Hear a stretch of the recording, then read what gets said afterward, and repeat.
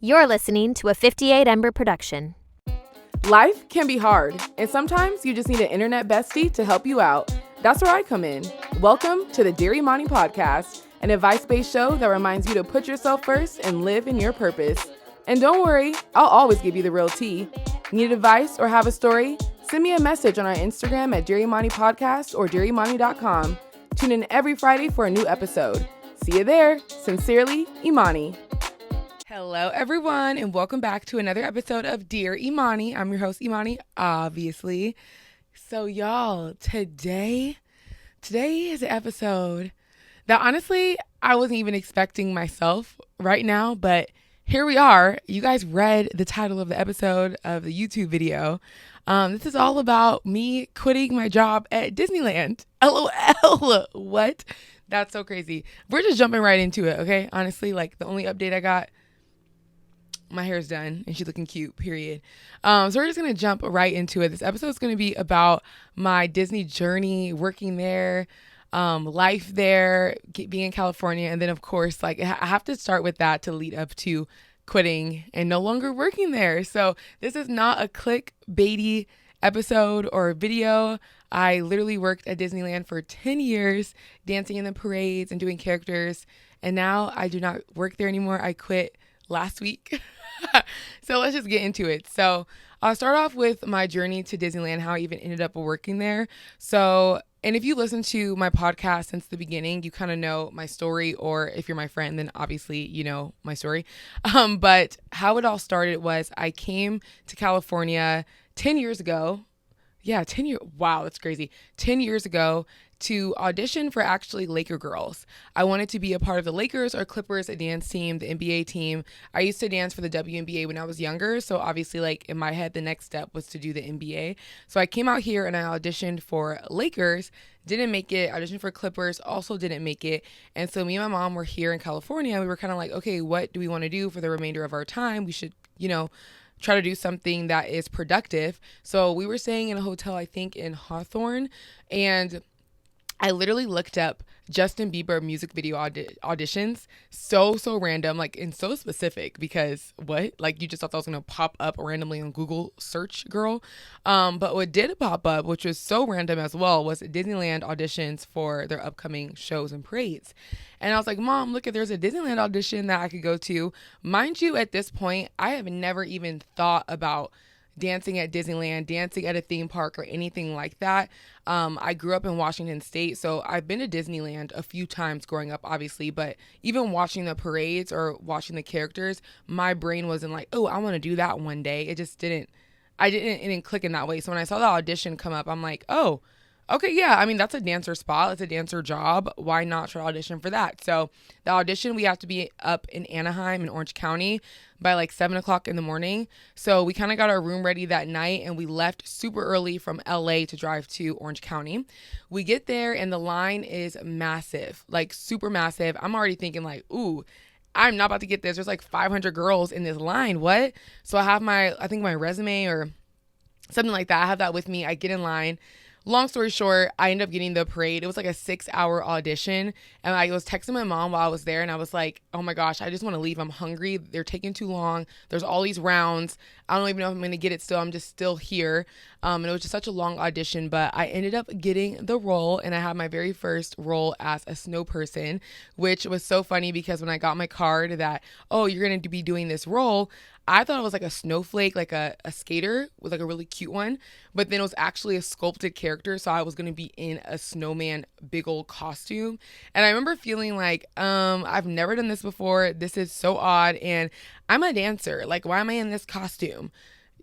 That is such a stupid mentality to have, honestly, now that I've worked there for so long. Literally everyone you see in those costumes, 9 times out of 10, they are professionals and they're dancers and working artists, and we're just in costumes. So that, if you are planning to ever work at Disney, never think less than of a sculpted character or someone in a costume, because I guarantee you they are more talented than you are. Anyway, so That was the first role I did. It was so funny because I actually met my best friends now at that same audition, which is why I'll get into like that whole part of working there in a little bit. But yeah, I met them at that same audition and we're still best friends to this day, 10 years down the line, which is so crazy. I cannot believe that was 10 years ago. Yeah, because I hired into 2014, the Christmas Fantasy Parade. So if you're familiar with that parade, it's been around forever, like I think literally decades at Disneyland, the annual Christmas parade that goes on. So I did the cute little snowmen there. So from there, I just basically kept doing parades. Like I was doing, I did the Soundsational Parade, I did Pixar Play Parade. I already mentioned A Christmas Fantasy. I did Soundsational, which... Soundsational Parade. I did Magic Happens as well. And then I did some characters on a Marvel side as well. So, or one character off of Marvel side and did their show over there with Guardians of the Galaxy. So I've definitely done my time, done some dance roles, some character roles. And overall, I had a great experience, which we'll get into now. So working at Disneyland, people always want to know what the environment is like. And for the most part, I will say I'll start with friendships and everyone that I have met there. This has been the best 10 years ever just because, you know what's so cool about the side note, me making content and like having this podcast is crazy because it's like a diary for myself, but in digital form because I worked there for 10 years and I'm about to just talk about my experience working there and what I've already talked about what led me to California, and I'm going to have this video forever because the internet lives forever. I'm going to have this video forever to look back on and like recap my experience at my, first long-term job, which is so crazy. Anyway, so where was I even at?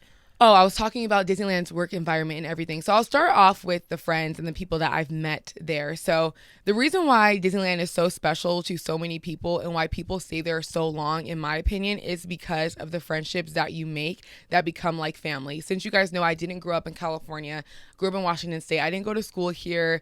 I didn't have like after school activities here because I didn't grow up in California. So everyone that I know and love was coming from this one location, which was work, which was Disney. And what's so special about Disney's environment is that everybody's entertainers, everyone's an artist, so you're never gonna find another workplace like that. I always knew that no matter when I left, my next job or my next work environment would never ever be like the work environment that I've experienced at Disneyland. And that's because of all of the people that work there, and all the performers and everything and how close our bond is. Like we truly are like family. That's why I even said in my resignation letter, I was like, thank you for all the memories and the friends that have turned into family, because that's exactly what you guys all are my friends that are possibly watching this right now. That's exactly what you guys are to me. It's family. So no matter what, like working there or not, that doesn't change that. But I think that is the biggest reason why people stay there so long and what makes that place so special.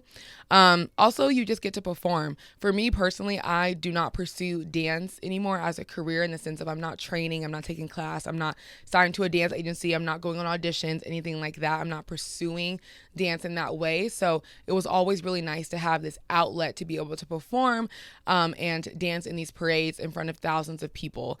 And it's so crazy because working at Disneyland honestly makes you feel like Hannah Montana, because you put on this costume and then people are like screaming and crying. Literally, I've seen grown men cry watching the parade, as they should, because it's special. Everyone can relate to Disney. It's nostalgic, and you just never know someone's story as to what makes them emotional about watching a parade. So we have seen so many emotions, so many kids. Like we've been on so many cameras, so many, I'm sure, Instagram stories and YouTube videos of dancing down the streets of Main Street, USA. And it's just been fun because I've been able to perform still and be able to have that outlet. And I think that's another reason why people still continue to work there and perform there, because a lot of people don't pursue that type of artistry on a different type of professional level outside of Disneyland. So those are the two reasons why I think people stay and what makes that place so special. So like I said, I did multiple different shows, and all throughout my career there, I have worked there 5 days a week. Even though we weren't full time, because y'all, I'm not trying to just spill all the tea about this place, but basically you can't really be full time and be a performer in the parades. They just don't allow it, or I don't even know. Most people, they are not full-time, which means you don't have benefits, et cetera, et cetera. Like, so technically we're like part-time workers, even though I was there 5 days a week and my whole entire livelihood was at the Mouse House. But yeah, I was there 5 days a week for literally about 8 years, probably right before COVID. I performed 5 days a week in the shows, and that was like pretty much my only job besides like little things I was doing outside of that, whether it was modeling or freelance things. But for the most part, that was my what's it they say? Milk and butter? I don't know. No, that was like my, I don't know. That was my meat, I guess. I performed at Disney like 5 days a week, so that was my thing. So going back from the first audition and making that and doing the Christmas Fantasy Parade, I remember my first season dancing at Disney. I was, like I said, in Snow Person, and it was a really fun season because you're getting to know all these people that are now your coworkers, and it's a really fun environment. I will say I was so tired. Like, y'all, when you see these people in these costumes, y'all better be screaming hard when you're watching the parade, okay? That is so difficult. I was huffing and puffing. My back hurt, my shoulders hurt because you're carrying all that weight with that sculpted costume on. So that was definitely an interesting time because it was my first time doing it. But nonetheless, I had so much fun. Such a new experience. It was my first season in California itself. So I was just having a lot of fun with my new friends as well, being in like the state that I've always wanted to live in. Fast forward to 2015, the beginning of the year of that. Beginning of that year, we auditioned, or I think we maybe just even got it, into the next parade, which was Soundsational. And Soundsational is a parade that was around for years before I even stepped foot on that parade, But it's till this day one of my favorite shows that I've ever done, just because it was so fun and all the friends that I made once again. And then, of course, Drummer Bay is where that name and him even not him. He didn't originate from Drummer Bay, but in my head, he originated from Soundsational. And that was because I remember like when we first started that show, I did this spot called Court. It was basically like Dancing with the Princesses. And I saw him and I was like, oh, he's so fine. I want him. And if you guys go back to the episode with me and Alex that I did, I think last year, you can like hear about our whole entire story of Drummer Bay and how I was a stalker and loved him from afar. And my friends would send me pictures of him while he was walking across the street. And yeah, I was very much giving creepy looking back on it, but I just knew what I wanted and I manifested my man. So Drummer Bay came from the Soundsational Parade, which I did for some years before it closed. And then within that, I did Pixar, of course, Christmas Parade again. So just different spots, different dance roles, et cetera, et cetera. So we can fast forward now to after the pandemic when we all came back. So we were closed for over a year, which was the craziest thing ever because obviously Disneyland has never closed, I think, except for one time. And I remember it clear as day when we were told that we were closing. I was doing a special event for the Magic Happens Parade, and I was actually supposed to go home to Washington for an event that night because that was during when I was Miss Washington USA. And I remember at the event, and we were seeing the news, and actually the news spoke about Disneyland closing before the cast members even knew it was closing, which happens a lot at that place. So shout out to the blogs, because without you guys, we wouldn't find out for like 2 more business days. But the blogs and the news broke that Disneyland was closing. And I was already like super emotional because I was like, oh my God, like I have to go home and rush. Am I going to go home now? Can I catch a flight home? Because I think at that time, Washington State was like the first case of it. So I didn't know what to do. My parents were like, don't come home. It's not worth it for that event. And I'm like, but I want to. I miss Washington. I should be at this event. And then Disneyland was closing. So I literally just cried in front of our show director. He was like, it's okay. Don't worry. We'll be back in like a couple weeks or whatever. LOL. Everyone has a story about thinking they were going to be back somewhere or going on vacation or doing something in 2 weeks. And we were in the house for a year, as we all remember, obviously. But Disneyland closed for over a year. During that time, I was Miss Washington USA. And I bring in this up because I feel like this is what the switch was for a lot of people that still work there, myself included, was when the pandemic happened, we were at home and we were getting those stimulus checks. We were making way more money, like a lot of people, way more money than I was dancing 5 days a week in this parade, a skill set that I have done my entire life, that I'm trained in. We were just making more money with the stimulus checks and the unemployment. And during that time, I was also prepping for Miss USA. So I was very thankful for those checks and the free time. And I was very thankful for that time because I was able to really prep for the pageant. And obviously that's a huge privilege to be thankful for, having that rest, of course, because I know for everyone that was not the case when it came to that season of life. But for me personally, I was able to really train and work on Miss USA. And during that time, you also, I feel like everyone had to grow up fast because you had to pivot and figure out what your next move was. And we were just all in a state of uncertainty. And I think when Disneyland opened back up, this is the part that kind of shifted my brain a little bit and how I thought about this place and what my future would be there. So when we came back from the pandemic and went to Disney, I did a couple of the shows, of course, and I switched my grid, but my working days to about 4 days, and then the next year to a 3-day grid, because I was like, I've seen more money now, and I know what I want to do with my life. I know the type of career that I want to have, and it's really time for me to start kicking that into gear. Like, I'm only getting older, and the career that I have is all entertainment, so therefore you can do it at any time, but of course we always feel like our prime is when we're younger. So I was like, okay, at this point, I just competed at Miss USA. I really got to figure out what my next steps are. So I made my schedule a little bit more open, so I could allow that to come to me basically and allow more time for me to be successful in other realms. So I went down to a 4/3 days a week at Disneyland. I remember too being nervous to do that because I always felt that I had to be so available for Disney or else they wouldn't cast me or I'll get in trouble in some way. And you kind of want them to like you. And there's this whole, it's a weird concept, but like I always felt like I had to be available 5 days a week or else I'll be blacklisted and you'll get in trouble. So I would always say fully available 7 days a week and let them schedule me as they please, And then as I've gotten older, I was like, no, I need more time for myself. I need more time to do things for myself to further my actual career and make more money. So therefore I need to open up my schedule a little bit more for other opportunities to happen. And when I did that, I did honestly feel like that's the reason why I am where I am today, is because I allowed the doors to open and had to kind of let go of something a little bit. During that time too, we were facing a lot of drama, I guess you could say, in the department because it was a hard time coming back. I mean, everyone just was fresh off of a pandemic. So there was, from weight gain to not being able to fit costumes in that. Oh, child, like that could, I feel like I could do another episode in the future if you guys want to ask me any questions. Not that I'm not here to just talk mess. It's just my own experience working there, from the weight gain after the pandemic to trying to fit the costumes to the COVID tests and those not being available and people getting sick and the next wave of the COVID, like all of that was a lot. It was really hard as a cast member being there because our whole entire point of our job is to be happy, is to show happiness, is to create happiness for other people. And that's actually a lot of pressure that people don't really think about because it doesn't really matter what's going on in our personal life. All that matters is that we get out there. And I know you guys have really been enjoying Taylor Swift's song, I'm a real tough girl. Like when she's talking about basically getting a lights, camera, action, bitch, smile. That is literally the definition of a cast member at Disneyland Resort. Like no matter what's going on, you will have to go out there and put on that show because that's what we were hired to do and that's our job. So during that time after the pandemic, I feel like it was really hard for a lot of cast members.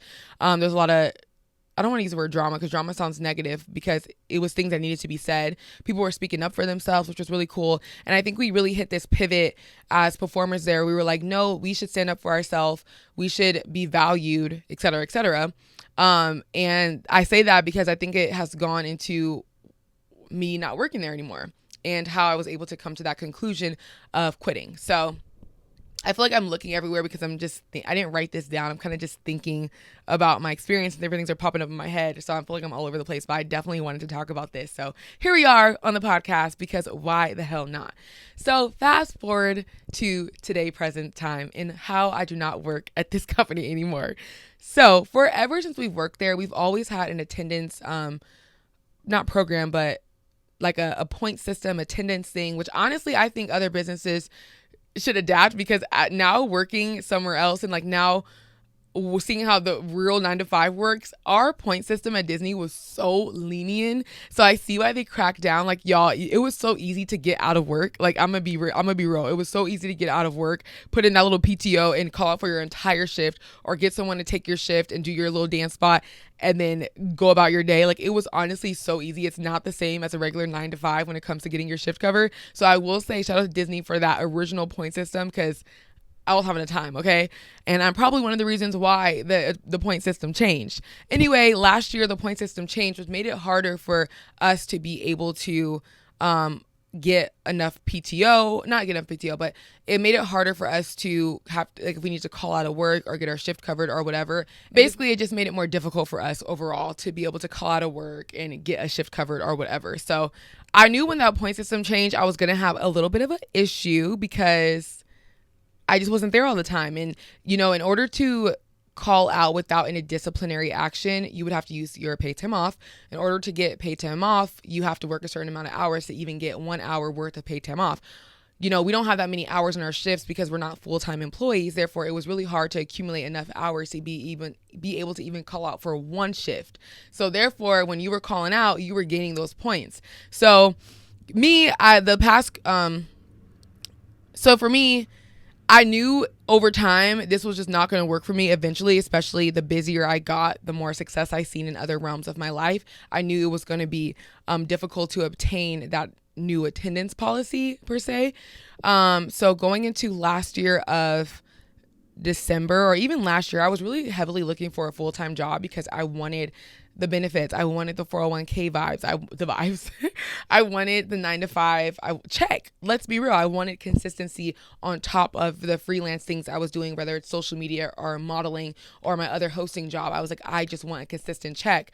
And I came across the job I have now, which is a Windsor Live host, which you guys know, a job that I literally manifested, wanted the job for so long. I did my interview. I basically got hired on the spot and then started immediately during the December season, the holiday season of last year, 2023.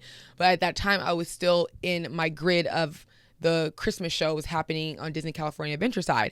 But I took the job anyway because I was like, this is a job that I really, really want. And I can't let this Christmas season at Disney, a season that I've done for the past 9 years or 10 years, dictate the future or the career that I want to continue to have. So I basically ended up giving away all my shifts for that parade. And that was fine. Like, no one said anything to me. As long as somebody was in the shift, who really cares, right? So that's what I thought. Yeah, so we'll get into that. So that's what I thought. And then, so I was giving away my shift. I would ADO. The girls would take my shift, and it worked out really well for me. So I was able to go to my new full-time job. During that time when I got the full-time job, we already had our grids and schedule for the next upcoming season, which was the Magic Happens show. So at that point, I realized, I'm not going to be able to do this show anymore, really, because I'm working Monday through Friday. My grid was Sunday, Monday, Tuesday. Can't even do Monday, Tuesday. They won't let you do one day a week. They won't grid you like a Sunday. Because at first I was like, I'll come in every Sunday. I just can't come in Monday, Tuesday. Long story short, they ended up making me a substitute for the parade, which is what I wanted, because I was like, I'm not going to be able to make it.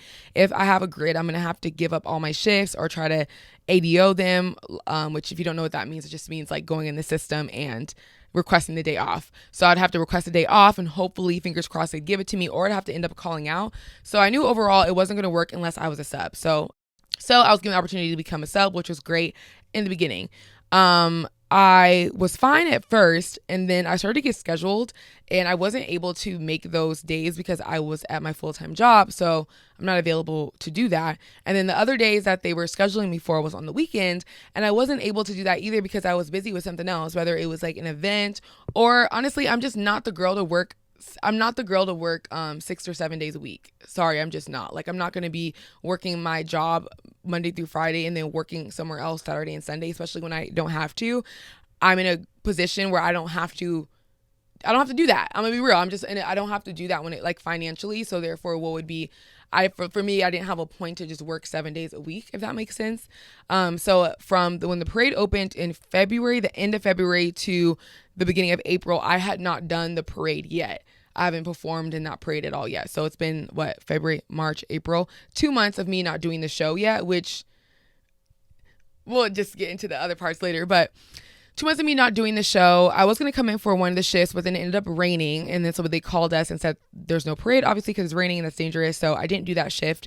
Fast forward to the past couple weeks. So I was going to Coachella, as you guys know. I went to Coachella last weekend, and I was trying to give away my shift to my bestie girl because I wasn't going to be there. So I was like, I'm going to give my shift to her. Try to give my shift to her, and it wouldn't go through, and we were told that I wasn't allowed to trade to off anymore. So because I wasn't allowed to trade to off anymore, I was like, okay, well, if I can't trade to off and give somebody my shift, because basically they're saying you need to come to your shift before you can trade to off, which, disclaimer, I will say, make sense in the sense of what job can you have where you just don't show up? What job can you have? It's not even fair to the other people in the show if I'm a sub but I'm not available at all. So when they're asking, hey, can someone pick up this shift? There's a whole body here that's not picking up the shift, that's not coming into work. So therefore, I'm not beneficial to the parade whatsoever. So I understand that part completely. It's a job and you're supposed to show up to a job. But the difference of what's happening is that sometimes there's not really rules as to what dictates what happens. So when I was told that I couldn't trade to off anymore, there's nothing in the rule book that's like, okay, if you trade to off 6 times in a row, you need to come back to work for 3 extra shifts and then you could trade to off again. There's nothing that says that like that. So therefore, we were all shocked when they were like, you can't trade to off anymore. I'm like, okay, well, maybe if I would have known that, I would have maneuvered a little bit different. For me, I traded to off the entire holiday season and gave other girls my shift so I can be at my now full-time job. So I thought it was okay as long as somebody's in the show. Who really cares, in my opinion? But, to each its own. So I wasn't allowed to trade to off anymore. And then when I realized that, I'm like, okay, well, clearly this is not going to work out because I don't have any pay time off because I don't really work here. So I have 0 in my bank to be able to call out and utilize my PTO so I wouldn't get disciplinary points. So that's out the question. I can't trade to off now because you're not allowing me to trade to off. So my only option is to drop my knowledge in the parade. For me, I thought that was a smart move. So I emailed and was like, can I just drop my knowledge for the parade? And I even said, because it's not working for my schedule anymore, I'm not going to be able to, it's not feasible to keep calling out. I told them it's not fair for me to have the knowledge of the parade if I'm not being beneficial to them. I said all of that. I understand both sides. I was told that I couldn't drop the parade for the reason of lack of availability. So that was interesting to me because I was like, there's so many people there that haven't booked a show, not even trying to be shady. Like there's so many people there that haven't booked a show in a while and but they're still in the system. So they're not actually working, but they're still employed by Disney. So they're still getting the benefits, they're getting sign-ins, they're getting this. And hey, who cares? I don't care. I ain't trying to snitch on you or come for you, but it's just the reality of what is going on at the resort. And I was under the impression that I'd be fine if I just dropped the parade because I'm like, plenty of people are not currently working. So what's the difference if I just don't work? And I also thought I was under the impression as well that there was like a rule, like you had to, if you were not booked in a show and you didn't work in 6 months, like then they would have the right to be like, okay, you can't really work here anymore. So I really thought by me asking that I could be dropped from the parade, I would have at least 6 months to figure out, okay, am I going to open up my availability to work on the weekends? Am I going to try to figure it out so I can do the next season of the parade, the Christmas parade, or like the Halloween season? And I even said that in my email. I'm like, okay, if I get dropped from the parade right now, it'll be really beneficial because I won't have to call out. Then I could just figure out what my next steps are in that regard. And I thought that was going to be okay because I've seen other people do it. But it was not okay. I was told that I would have to talk to someone higher up, which is fair. Like if I'm not emailing the right person that's going to be able to dictate that, then of course they're going to tell you to talk to somebody else that can help you with that. So that's a fair response. And they were saying that I couldn't drop my knowledge due to lack of availability, which honestly was annoying to me because I was like, people drop their knowledge for all types of things. And I'm sorry, but I'm so over this idea that in order for something to happen, you have to have like something bad happening to you. Like if I'm not coming to a shift and I'm getting my nails done, that's it. I don't need to lie about, oh, somebody died or somebody's sick. Nobody's sick. I'm trying to get my nails done. That's life, baby. Like that is what it is. So to me, I wasn't about to lie about why I wanted to drop my knowledge or go up there and say a sob story and cry. I'm not that person. I'm telling you the truth. I don't have the availability to do the show anymore. So can you just drop my knowledge? And that wasn't the case. And so I quit. I quit. I was like, for me, I'm not someone to beg for something. I'm not begging for a friendship. I'm not begging for a man. I'm not begging for a job. I'm not begging for anything. Because if I'm not valued in a situation, then therefore it's not meant for me anymore. And that's just where I stand. But I just where I stand when it comes to that. So in that moment, I didn't feel super valued in the sense of like trying to work with my new schedule. Things change. I've been there for 10 years. I worked there 5 days a week for majority of my career there. This is my first time ever being a sub. I've always had a full 5-day grid, then I went to a 4, then I went to a 3. This is my first time ever being a sub in any of the shows for 10 years. And when I need help or I need to figure out my schedule, then it just wasn't working out and it just felt more complicated than I thought it would be. So I quit. So within the hour, I'll actually just read you guys the email that I sent. This is so crazy. And I sent this email because, first of all, I'm so grateful for everyone there. And I'm not even just talking about my friends there, but like the managers and the casting. Everyone has been nothing but sweet and kind. And I've always have loved my work environment overall. I mean, we got some shit. We got some shit, y'all. Like, I'm not going to act like it's peaches and cream over there, because it's not. Whether it's pay, treatment, yeah. Yeah, but overall, like when it comes to the relationships I've had, it has been nothing but great. So I'm going to read what I sent over. So this was titled Resignation from Parades, Imani B. I hope this message finds you both well. I wanted to inform you that I am unfortunately resigning from my position in Parades. This has been the most incredible 10 years of making magic, getting to know all of you, meeting my best friends who have turned into family, and of course, Alex, Drummer Bay. I am beyond grateful for the opportunities I have received from this company. Due to my career currently at my other job and other opportunities, I am not able to maintain a schedule that works with the parade at this time. With calling out, accruing points, trading shifts, and warnings, it would be the best right now to remove myself. I understand the scope of the availability and understand it's also not fair to the fellow performers to not be able to be available for the parade. Thank you again for the opportunities throughout the years and look forward to continuing to cheer everyone on from Main Street. Please let me know any further steps that need to be taken to assist with this process. With gratitude, Imani. So that was my email to the people that I need to go to. And, like I said, I'm nothing but grateful to those people. So that's why this episode is not about like bashing anyone, bashing anything in that sense. Like if I talk about Disney now or here on out, it's just my truth of things how things were like there. I have no desire to really just talk bad about the place because really what's the point? I'm not like sitting here mad of like, oh, I had to quit because you didn't work with me in that sense. Really it's about principle. For me, it's more about I didn't feel valued in the moment, so I just quit. Like literally within the hour, I was like, oh, I'm done. I'm just gonna quit. But that's just my personality type.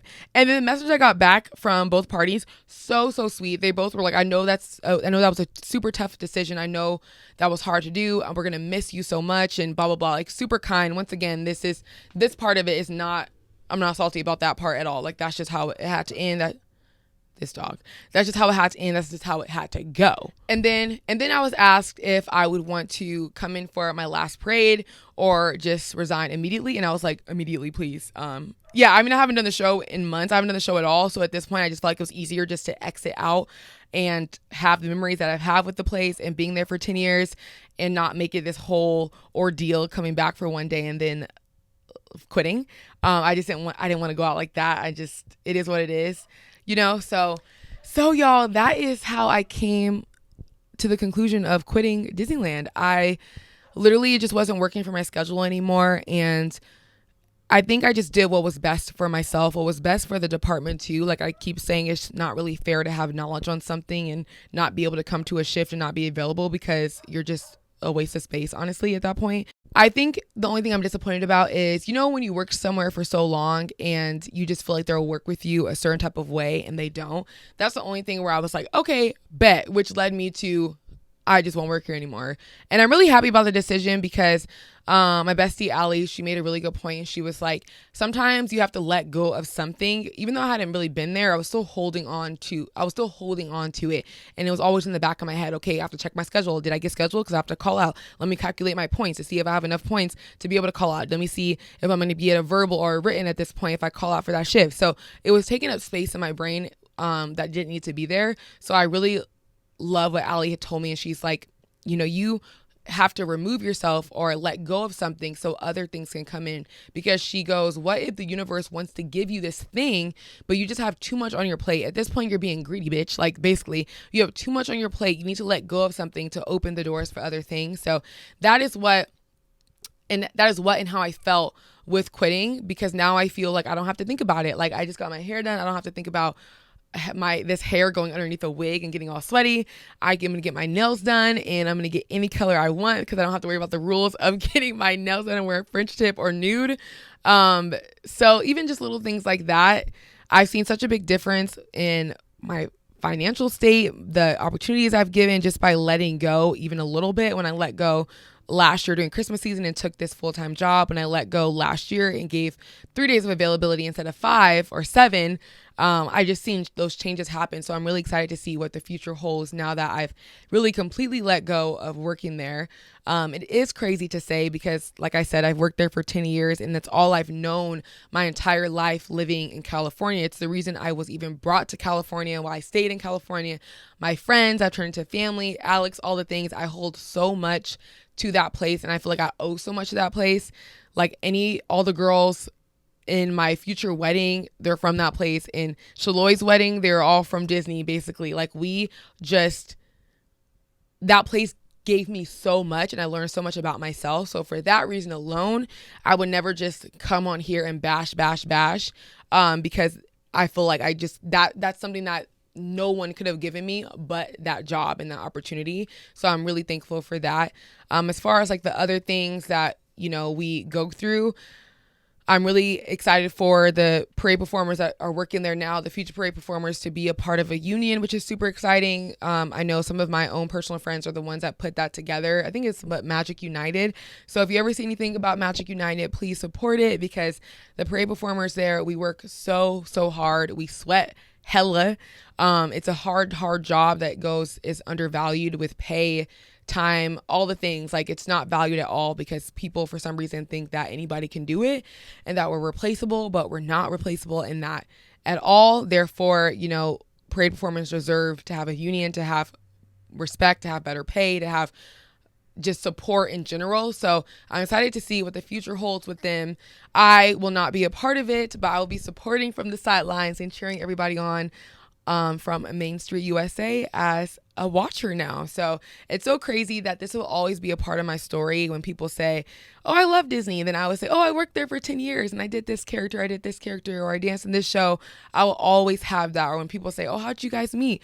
Oh, we met at Disneyland doing this parade. So that will always be a part of my story, which I'm so thankful for. Like I keep saying, I'm not sure where I left off. My camera turned off because it was overheating, so then I had to wait a little bit. But I think overall, I was just saying that no matter what, I'm so grateful for the opportunities that I have gotten from that place. And so for Imani's final thoughts, I will say this. I'll leave you with this little tidbit, is if you are at a place in your life where you feel like you need to move on, if you feel like you need to allow yourself to try something new, if you feel like you're not being valued somewhere by a person or your job, then sometimes the best thing to do is just to let it go. Honestly, I was in a position where I felt like I wasn't going to be able to make it work. It wasn't feasible for me anymore. And then I wasn't really given any reciprocation to make it work and make it a easier process to work. Therefore, I decided to quit, honestly. And I feel like I made the best decision for myself.